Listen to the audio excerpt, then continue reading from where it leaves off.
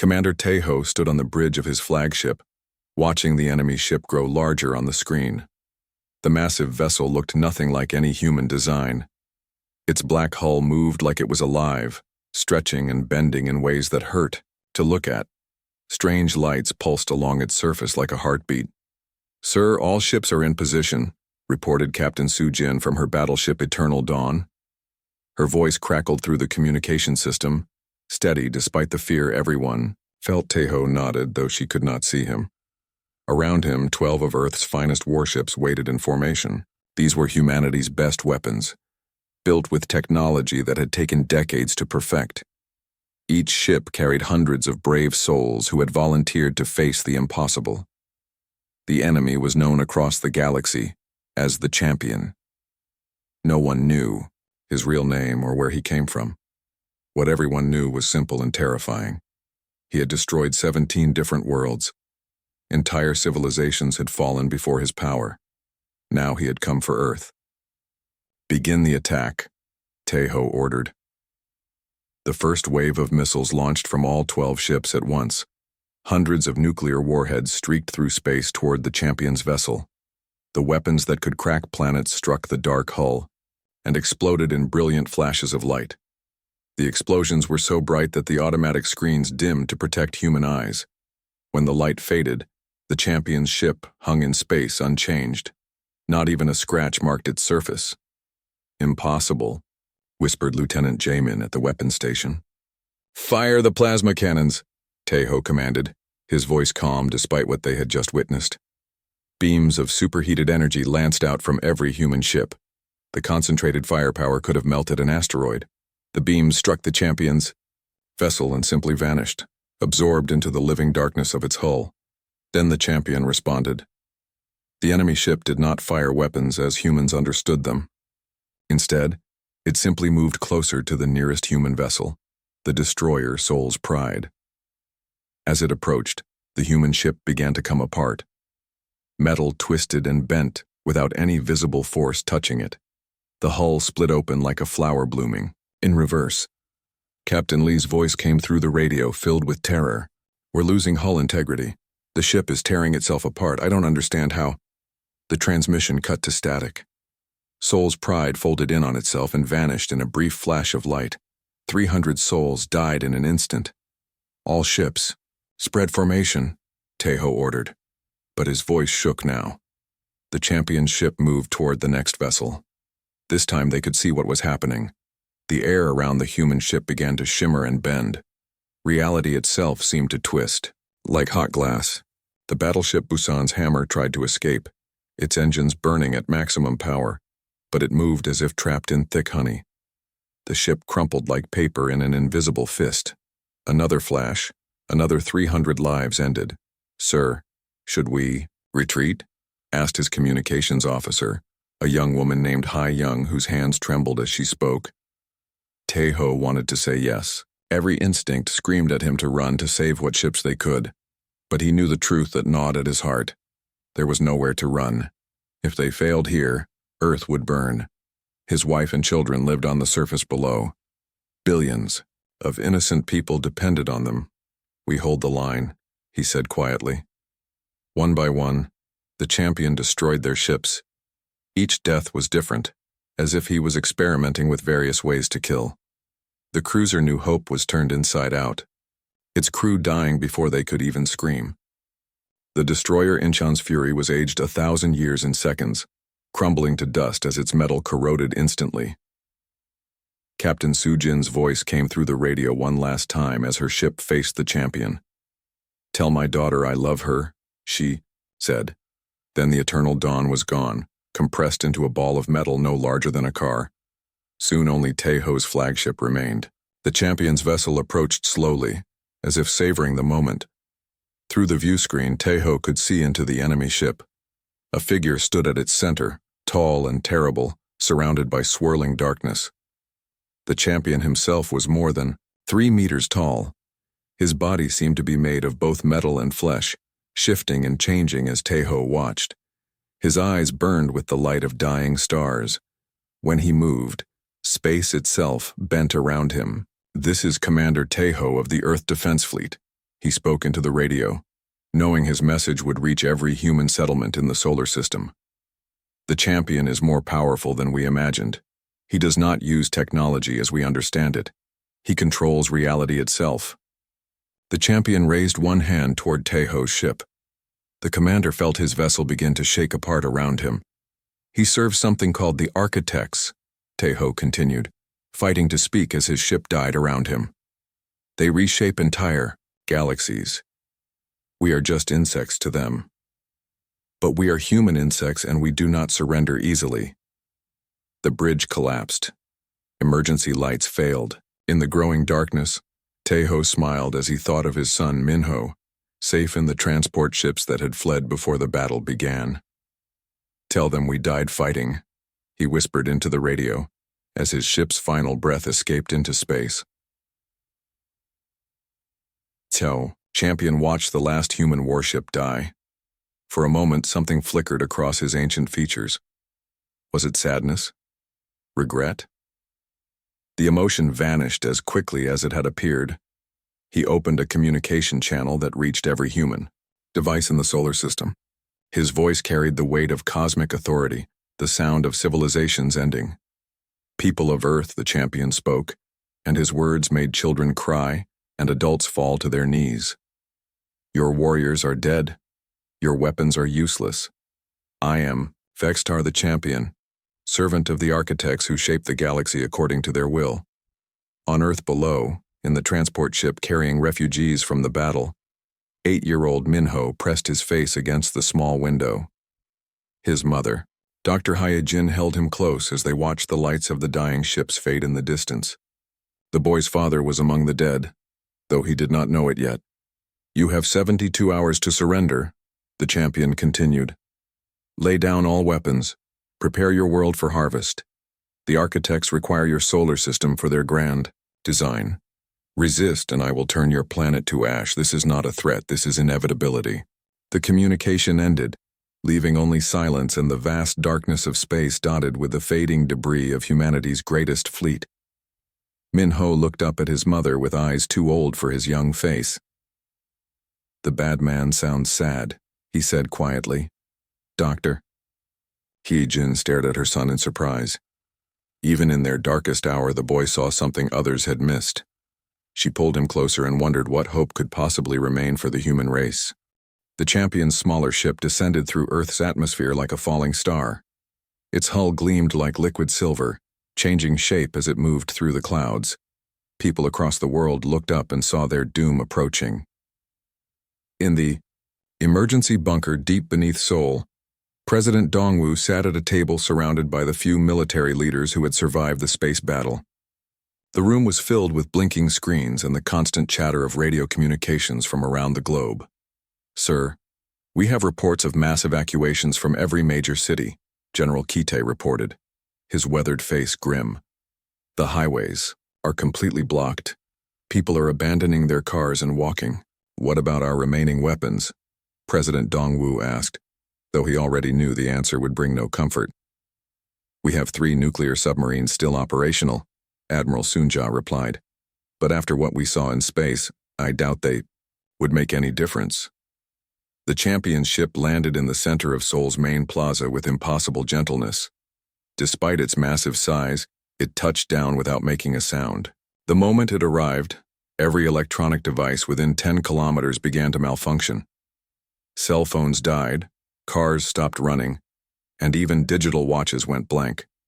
Citizens fled in panic, but some brave souls remained hidden in nearby buildings, recording everything with old film cameras that still worked. They watched as a section of the ship's hull simply dissolved, creating an opening. The champion stepped out. He was even more terrifying in person than he had appeared on the communication screens. Standing over 3 meters tall, his body seemed to be a fusion of living tissue and advanced technology. His armor flowed like water, shifting colors from deep black to silver to gold. His face was almost human, but his eyes held the cold light of distant galaxies. As he walked through the plaza, his footsteps left glowing marks on the concrete that faded slowly. Plants withered and died where his shadow fell, but strangely they bloomed again moments later, more beautiful than before. A damaged skyscraper, weakened by the panic and the electromagnetic effects of his ship, began to collapse. Tons of concrete and steel fell toward a group of fleeing civilians. Without seeming to hurry, the champion raised one hand. The falling building stopped in midair as if frozen in time. With a gentle gesture, he guided it back into place, setting it down so carefully that not even a window broke. The people he had saved stared at him in amazement and terror. He looked at them for a long moment, and something strange flickered across his features. It might have been confusion or perhaps loneliness. "Go," he said softly, and his voice carried such sadness that several people began to cry without knowing why. Meanwhile, the transport ships carrying refugees from the space battle had finally reached Earth. Dr. Hyejin clutched her son Minho tightly as their ship landed at a temporary refugee camp outside the city. Around them, thousands of people huddled in emergency shelters waiting for news that would never be good. Dr. Hyejin tried to focus on her research, spreading her notes across a small table in their assigned tent. She had spent years studying something called quantum consciousness, the idea that human awareness existed on levels beyond the physical brain. Her work had always been theoretical, but now she wondered if it might hold the key to understanding their enemy. "Mom, why does the bad man have sad eyes?" Minho asked, sitting beside her and drawing pictures with broken crayons. "What do you mean, sweetheart?" she replied, not really listening as she studied her equations. On the big screen, when he talked to everyone, his eyes looked like when Grandpa was sick. Remember? Before he went to sleep forever. Dr. Hyejin looked up sharply. Her son had an unusual way of seeing things that often surprised adults. She thought about the champion's broadcast, trying to remember his expression. Had there been sadness there? Pain? Back in Seoul, the champion stood alone in the empty plaza as night fell. He had dismissed his ship, sending it to orbit Earth as a reminder of his power. Now he simply waited. Though for what? He could not say. He opened another communication channel, this one reaching every human device on the planet. His image appeared on emergency broadcast systems that somehow still functioned, despite the electromagnetic interference. "I am Vextar," he began, his voice echoing in every language simultaneously. "I have served the architects for longer than your species has existed. I have seen the birth and death of 1,000 civilizations." He paused, staring directly into the cameras as if he could see each person watching. "The architects are the builders of reality. They reshape galaxies according to patterns your minds cannot comprehend. Where they see disorder, they bring structure. Where they find chaos, they create purpose. Your solar system disrupts their grand design. It must be corrected." A child's voice called out from one of the nearby buildings. "Why do you hurt people?" The champion turned toward the sound, surprised. A little girl, maybe 6 years old, stood at a broken window several stories up. She should have been terrified, but instead she looked curious. "I do not hurt people," the champion replied, his voice somehow gentle despite its cosmic power. "I end suffering. I bring order. The architects showed me this truth long ago." "But the people in the spaceships were scared when they died," the girl said. "I could hear them on the radio." The champion stared at her for a long moment. Something stirred in the depths of his mind, a memory so old and buried that he could barely recognize it. The sensation was uncomfortable, like a forgotten word on the tip of his tongue. "Fear is temporary," he said finally. "Order is eternal." But as he spoke the words, they sounded hollow even to him. The girl disappeared from the window, called away by frightened parents. The champion was alone again, but now something had changed. For the first time in countless eons, he found himself questioning not his mission, but the emotions it stirred within him. In the refugee camp, Dr. Hyejin continued working through the night while Minho slept beside her. Her research into quantum consciousness had revealed something interesting. Human awareness seemed to operate on frequencies that existed outside normal space-time. If her theories were correct, consciousness might be the one thing in the universe that could not be easily controlled or reshaped. She looked at her sleeping son and wondered if children, with their natural curiosity and lack of preconceptions, might see things that adults missed. Minho had noticed sadness in the champion's eyes. What else might he see that others could not? Above them, the champion's ship orbited silently, its master standing alone in an empty city, troubled by questions he had not asked in a million years. Minho woke up early while his mother was still sleeping. Dr. Hyejin had worked through most of the night, her research papers scattered around their small tent. The 8-year-old boy looked at her tired face and decided not to wake her. Refugee camp was quiet in the early morning. Most people were still asleep, exhausted by fear and grief. Minho slipped out of the tent and walked past the rows of emergency shelters. No one noticed one small boy moving through the shadows. He had heard the adults talking. They said the champion was in Seoul, waiting. They said he was the most dangerous being in the galaxy. But Minho remembered the sadness in the champion's eyes, and he was curious rather than afraid. The walk to Seoul took most of the morning. Minho followed the empty highways where abandoned cars sat like sleeping metal animals. Sometimes he rode on the back of supply trucks heading into the city, jumping off when they got close to the military checkpoints. The champion stood in what had once been Seoul's largest park. The swings and slides of the playground were twisted and broken, damaged during the panic when people fled. Trees lay fallen, and the ground was cracked and burned. But strangely, new flowers were growing through the cracks, more beautiful than any Minho had ever seen. The champion noticed the boy approaching but did not move to stop him. For 3 days, no adult had dared come within a kilometer of his location. Yet here was a child, walking toward him with the same curiosity he might show an interesting insect. "Hello?" Minho said when he was close enough. "Are you the champion?" "I am Vextar," the being replied, his voice like distant thunder. "You should not be here, small human. This place is not safe." "Why not?" Minho asked, sitting down on a broken bench as if they were having a normal conversation. "You're not hurting anything right now." The champion stared at him. In all his countless years across all the worlds he had conquered, no one had ever spoken to him with such simple directness. Warriors had challenged him, leaders had bargained with him, entire populations had begged him for mercy. But no one had ever just talked to him. "I destroy worlds," the champion said, thinking this would make the child run away. "Why?" Minho asked. The question was so basic that the champion found himself struggling to answer. "Because the architects command it. Because order must be maintained. Because chaos must be prevented." "But why do the architects want that?" Because they are wise. They see the larger pattern that lesser beings cannot understand." "Who made the architects?" The champion opened his mouth to answer, then closed it. The question struck him like a physical blow. In all his eons of service, he had never asked that question. The architects simply were, as eternal and unchanging as the laws of physics, weren't they? They have always existed," he said finally. "Like God?" Minho asked. "My grandmother used to say God made everything, but then I asked her who made God and she got confused too."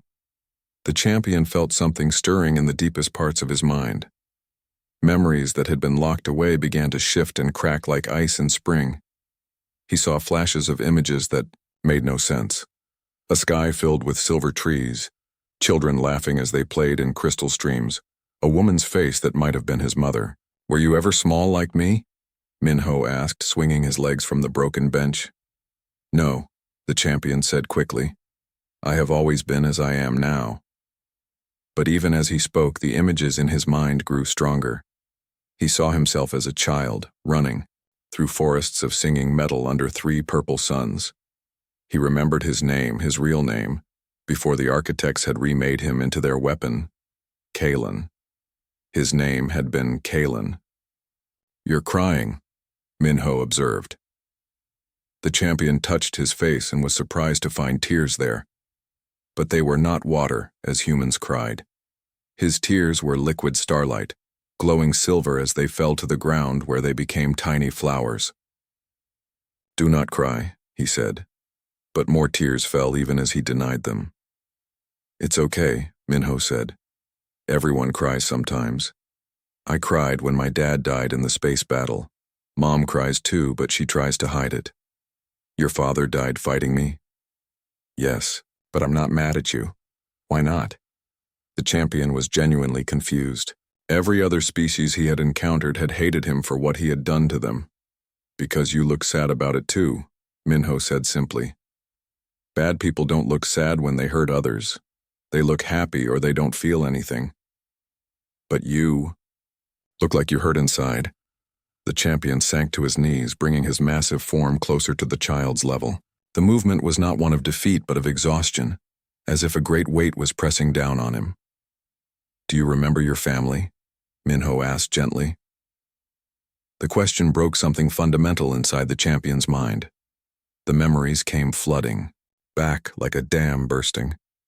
He remembered his mother, Selah, who had taught him to sing the ancient songs. His father, Theron, who had shown him how to commune with the living forests of their world. His sister, little Mira, who had always asked too many questions, just like this human child was doing now. "They're gone," the champion whispered. "My world. The architects came and said it was flawed. They said its people were chaotic and needed to be reformed. They changed us. They changed me. They made me forget." "But you remember now," Minho pointed out. "Yes," the champion said, wonder in his voice. "I remember now. My name was Kalen. I lived on Serenara, where the trees sang lullabies and the rivers flowed uphill on festival days. I had a family who loved me. Dr. Hyojin had woken to find her son missing and had spent hours searching for him. Now she approached the park carefully, afraid of what she might find. But when she saw Minho sitting peacefully beside the kneeling champion, she stopped and watched in amazement. Captain Jinwoo, one of the few surviving officers from the space battle, had been tracking the missing child. He arrived at the park with a small squad of soldiers ready to attempt a rescue, but he held up his hand, stopping his men when he saw what was happening. "Sir, should we move in?" Sergeant Kyung-ho whispered. "No," Jinwoo replied quietly. "Something is happening here, something important."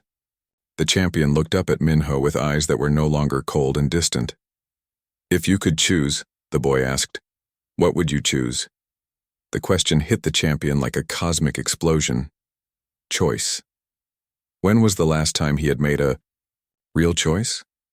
The architects had programmed him, conditioned him, turned him into their perfect weapon. But this child was asking him to remember what it meant to choose. "I would choose to protect instead of destroy," he said, his voice breaking. "I would choose to remember my family instead of forgetting them. I would choose to be Kalen again, instead of Vextar the champion." As he spoke these words, something began to happen. His armor started to crack, silver light leaking through the gaps. The champion screamed as pain shot through his body, but it was not the pain of injury. It was the pain of a mind breaking free from chains that had bound it for millennia. Minho reached out and took the champion's massive hand in his small one. "It's okay," the boy said. "Choosing is scary sometimes, but it's what makes us who we really are." The champion's scream echoed across Seoul as his conditioning began to break apart. His biomechanical armor cracked like an eggshell, revealing glimpses of pure energy underneath. The air around them shimmered with power as reality itself bent. Under the strain of his transformation, Dr. Hyojin ran toward her son, terror filling her heart. "Minho, get away from him," she cried, but the boy did not let go of the champion's hand. "He's not hurting me, Mom," Minho called back. "He's just remembering who he used to be." Captain Jinwoo watched in amazement as the galaxy's most feared destroyer writhed in agony, not from any weapon, but from the simple touch of a human child. His soldiers raised their guns, but he ordered them to hold their fire. Whatever was happening here was beyond anything they had trained for. The champion fought against the mental chains that had bound him for eons. Each memory that returned brought fresh pain as the architect's programming tried to reassert itself. He saw his homeworld burning, his family screaming as they were transformed into mindless servants. He remembered the moment his own identity had been stripped away and replaced with cold purpose. "Fight it," Minho urged, squeezing the champion's massive hand. "You're stronger than the bad thoughts they put in your head." Dr. Hyojin reached them and stopped just meters away. Her scientific mind was reeling as she watched impossible energies swirl around her son and the alien destroyer. Then she understood. Her research into quantum consciousness had been correct. Human awareness operated on frequencies that could disrupt artificial mental conditioning. "The resonance effect," she whispered. "Minho's consciousness is interfering with the architect's control mechanisms." The champion's ship in orbit suddenly activated. Weapons systems came online as the vessel's automated systems detected their master's distress. Warning lights flashed across its hull as it prepared to fire on the planet below. "The ship," Captain Jinwoo said into his radio. "All units, the champion's ship is powering weapons. Take cover immediately." But the champion sensed what was happening. Even in his pain, he reached out with his mind and seized control of his vessel. The ship's weapons, designed to crack planets, fired harmlessly into space instead of at Earth's surface. The effort nearly destroyed him. His form flickered between the mechanical destroyer he had become and glimpses of the being he had once been. Energy cascaded off him in waves, turning the broken playground into a garden of crystal flowers that sang with musical notes. "I can see him," Minho said suddenly. "I can see who he really is underneath all the scary parts." "What do you see?" Dr. Hyojin asked, kneeling beside her son. "He's beautiful," the boy replied simply. "He's made of starlight and songs, but there are dark chains wrapped around him trying to pull him back to sleep." The champion looked at Minho with wonder. "You can see my true form?" "Yes, and you're fighting really hard to break free. I'm proud of you." Those simple words of encouragement from a child gave the champion strength he had forgotten he possessed. The architects had made him into a weapon, but they had built their control on a foundation of lies. They had told him he was always as he was now, that he had no past worth remembering, that duty was more important than choice. But Minho had shown him the truth. Everyone had a choice, even cosmic destroyers. Across the galaxy, the architects felt their champion's defiance like a wound in reality itself. From their realm between dimensions, they sent a signal designed to destroy his mind rather than let him escape their control. The psychic attack hit the champion like a tsunami of pure agony. He collapsed, his massive form convulsing as alien thoughts tried to overwrite his newly recovered memories. The signal was so powerful that sensitive humans across Earth began screaming in sympathetic pain. Electronics worldwide exploded in showers of sparks, but Minho held tight to the champion's hand, and his mother placed her hands on both of them. Dr. Hyojin's years of research guided her as she tried to understand what was happening. Human consciousness was quantum in nature, existing partially outside normal space-time. That made it incredibly difficult to control or destroy completely. "You're not alone," she told the champion. "Human minds work differently than the architects expect. We can help you resist." Captain Jinwoo saw what the civilians were trying to do and made a decision that would have been called insane by his superiors. "All units, form a protective circle around the champion. No one fires unless I give the order." His soldiers looked at him as if he had lost his mind, but they followed orders. Soon a ring of Earth's defenders surrounded the alien destroyer, not to attack him, but to shield him from interference. Other people began arriving. Word had spread through the city that something miraculous was happening in the park. Civilians emerged from their hiding places, drawn by a hope they could not explain. They formed a larger circle around the soldiers, all of them witnesses to the impossible sight of a cosmic weapon choosing to remember love instead of destruction. The champion's battle reached its climax. The architect's final signal was designed to burn out his mind completely, leaving only their programming behind. The pain was beyond description, as if every star in his consciousness was going supernova at once. But he was no longer fighting alone. Minho's innocent faith in the possibility of choice gave him an anchor point. Dr. Hyojin's scientific understanding helped him recognize the artificial nature of the architect's control. The presence of hundreds of humans created a field of quantum consciousness that interfered with the alien signal. Most importantly, He remembered who he had chosen to be before the architects changed him. Kalen had been a teacher and a gardener, someone who helped things grow instead of destroying them. That identity, buried for eons, rose up like a phoenix from the ashes of his conditioning. "I choose," he said, his voice growing stronger with each word. "I choose to be Kalen. I choose to remember my family. I choose to protect instead of destroy. I choose to be free." The words rang out with the power of absolute truth, and the architect's control shattered like glass struck by lightning. The HFY champion's armor fell away in pieces, each fragment dissolving into motes of light that drifted away on the wind. What emerged was not the mechanical destroyer that had terrified the galaxy, but a being of pure energy that looked almost human in shape. He was tall and graceful, his form shifting between solid matter and living light. His eyes no longer burned with cold fire, but with the warm radiance of a newborn star. "I am Kalen," he said, and his voice carried the music of wind through crystal trees. "I remember who I am, but freedom came with knowledge of terrible danger." The moment the architects lost control of their greatest weapon, they began moving their vast fleet toward Earth. Kalen could sense them coming, millions of ships carrying enslaved beings like he had once been. "They're coming," he told the assembled humans. "The architects will not allow my defection to go unpunished. They will bring their full might against your world." "How long do we have?" Captain Jinwoo asked. Kalen closed his eyes, reaching out with senses that spanned galaxies. 3 of your days, perhaps 4. When they arrive, they will not offer surrender. They will simply remake your world according to their design. Dr. Hai-Jin looked at her son, who was still holding Kalen's hand and smiling up at the transformed being. "Then we need to be ready for them, and I think I know how." She turned to Kalen with eyes bright with scientific excitement. "If one human child could break your conditioning, what could all of humanity do working together?" Kalen knelt before Minho in the transformed park, his energy form shimmering like captured starlight. Around them, crystal flowers sang gentle melodies, while the assembled humans watched in silent wonder. The being who had once been the galaxy's most feared destroyer bowed his head to an 8-year-old boy.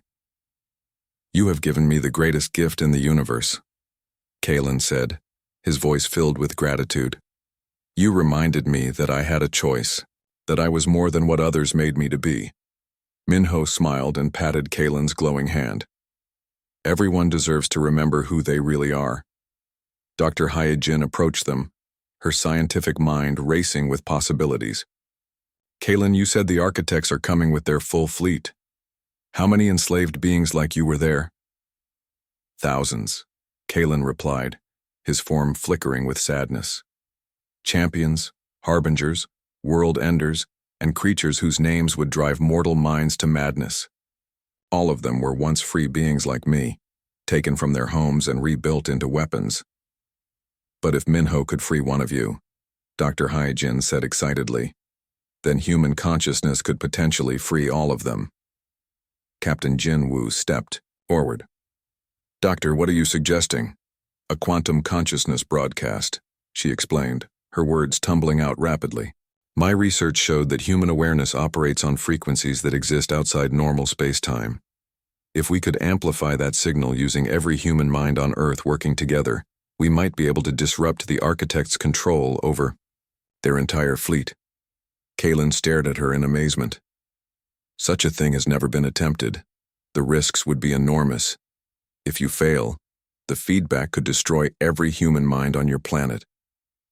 And if we don't try, the architects will destroy us anyway," Captain Jinwoo pointed out. Word of what had happened in Seoul spread across the globe within hours. The sight of the transformed champion kneeling before a human child gave people hope for the first time since the crisis began. President Dongwu emerged from his bunker to coordinate humanity's final gambit. Dr. Hai-Jin worked frantically with scientists from around the world, using every communication satellite and broadcasting station on Earth, to create a network that could carry human consciousness across interstellar distances. The plan was ambitious beyond belief, requiring every person on the planet to focus their thoughts at exactly the same moment. "Will it hurt?" Minho asked as his mother prepared the equipment. "I don't know, sweetheart," she admitted. "But Kalen will be with us, guiding the signal. He knows how the architect's conditioning works." Kalen spent the remaining time sharing his knowledge with Earth's defenders. He revealed the architect's weaknesses, their methods of control, and most importantly, the true nature of their enslaved servants. Each champion had once been a being of incredible power and compassion, chosen specifically because their transformation would cause them the greatest suffering. The architects feed on the pain of forcing good beings to commit evil acts, Kalen explained. That is why they choose teachers and healers and protectors to become their weapons. The irony sustains them. On the final day, sensors detected the architect's fleet approaching the outer edge of the solar system. Millions of ships moved in perfect formation, their hulls black as the void between stars. At their center flew a vessel so large it dwarfed planets, carrying the architects themselves. "It's time," Dr. Hyojin announced. Across Earth, every human being focused their thoughts on a single concept: the right to choose. Children in schools, workers in factories, soldiers at their posts, all united in the simple belief that consciousness could not be owned or controlled by others. Kalen joined his energy form with the quantum broadcast, his knowledge guiding the human signal across impossible distances. The combined consciousness of humanity reached out through space like a song of freedom, touching each enslaved mind in the architect's fleet. The effect was immediate and stunning. Champion after champion suddenly stopped mid-flight as buried. Memories began to surface. A being called Vashator, who had been a poet before his transformation, remembered the verses he had composed about hope. Another called Earthbreaker recalled her name, Liana, and the gardens she had tended on a world of endless spring. Throughout the fleet, thousands of enslaved beings began to remember who they had once been. The architects screamed and harmonized, fury as their perfect weapons started to rebel. Ships turned on each other as newly awakened champions chose to fight for freedom instead of conquest. But the architects were not defenseless. From their massive command vessel, they sent out waves of pure domination, trying to reassert control over their rebelling servants. The psychic battle raged across light years, a war of consciousness itself. On Earth, the strain was enormous. People collapsed as the feedback from the quantum broadcast overwhelmed their minds. Dr. Hyojin's equipment began overloading, sparks flying from circuits never designed to carry the weight of an entire species' combined thoughts. "I can't hold it," she gasped, blood running from her nose. "The signal is too strong." But Minho stepped forward and placed his small hand on the central transmitter. "We can do it together," he said simply. "All of us." The boy's innocent faith somehow stabilized the entire network. His absolute belief that good could triumph over evil became an anchor point for every human mind contributing to the broadcast. The signal grew stronger, reaching even the most deeply conditioned servants of the architects. In space, a champion called Doombringer suddenly remembered that his real name was Chen, and that he had once been a teacher who helped refugee children learn to read. The memory was so powerful that he turned his planet-killing weapons against the architect's command ship. One by one, the enslaved beings broke free. Some were destroyed by the architects rather than allowed to escape, but others fought back with the fury of those who had endured eons of slavery. The perfect fleet dissolved into chaos as former weapons chose to become protectors once more. The architects, faced with total rebellion, made a final desperate attempt to maintain control. They focused all their power on Earth itself, trying to burn away the source of the liberation signal. Reality twisted around the planet as cosmic forces beyond human comprehension pressed down on the world. But Kalen stood between Earth and destruction, his energy form expanding to shield the entire planet. The assault that should have cracked continents was absorbed by his sacrifice, the former champion giving everything to protect the world that had freed him. "No," Minho cried, seeing Kalen's form beginning to fade. "Don't leave us." "I'm not leaving," Kalen said softly. his voice growing distant. I'm becoming part of something larger. Every choice for good makes the universe a little brighter. As he spoke, his energy form dissolved into countless points of light that spread across Earth's atmosphere. The aurora that followed was visible, from every point on the planet, a cascade of silver and gold that sang with the voices of the free. The architect's fleet, robbed of their slaves and faced with rebellion across the galaxy, retreated to whatever dark realm had spawned them. Their command ship vanished between dimensions, leaving behind only empty space and the debris of their former empire. Across the galaxy, liberated beings began the long journey home to worlds they had not seen in millennia. Many stopped at Earth to thank the small blue planet that had shown them the way to freedom. They brought gifts of knowledge and friendship, laying the foundation for a new age of cooperation among the stars. In Sol's crystal garden, Minho sat where Kalen had knelt, watching the eternal aurora dance overhead. His mother sat beside him, exhausted but proud of what humanity had accomplished. "Do you think he's really gone?" Minho asked. Dr. He-jin smiled and pointed to the singing flowers around them. "I think he's everywhere now. Every time someone chooses to be kind instead of cruel, every time someone remembers their true self instead of what others want them to be, a little bit of Kalen's light shines through." Captain Jinwoo approached them, carrying a communication device. "Doctor, we're receiving messages from across the galaxy. Thousands of freed beings want to thank Earth for what we did. They're calling it the Great Liberation." Minho looked up at the aurora and smiled. "I think Kalen would like that name." As the days passed, Earth became a symbol of hope throughout the galaxy. The planet that had once faced annihilation was now known as the world that proved consciousness could never truly be enslaved. Children from 100 worlds learned the story of Minho, the boy who saw sadness in a destroyer's eyes and chose to offer friendship instead of fear. And in the quantum foam that underlies all reality, Kalen's consciousness lived on, a guardian, spirit watching over those who chose love over power, growth over destruction, freedom over control. His sacrifice had become part of the universe itself, ensuring that the light of choice would never be extinguished again. The galaxy was forever changed, and it had all begun with a single question from a curious child. "Why do you destroy?"